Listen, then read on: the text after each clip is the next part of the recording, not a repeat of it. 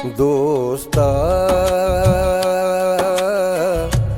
जिंदगी बेवफा चीज है, क्या पता कहंदा वादा किथा मुक वञे, धड़कना रुक वञन चलदा साह सुक वञे।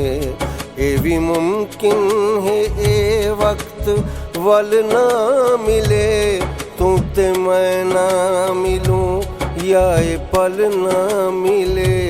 दोस्ता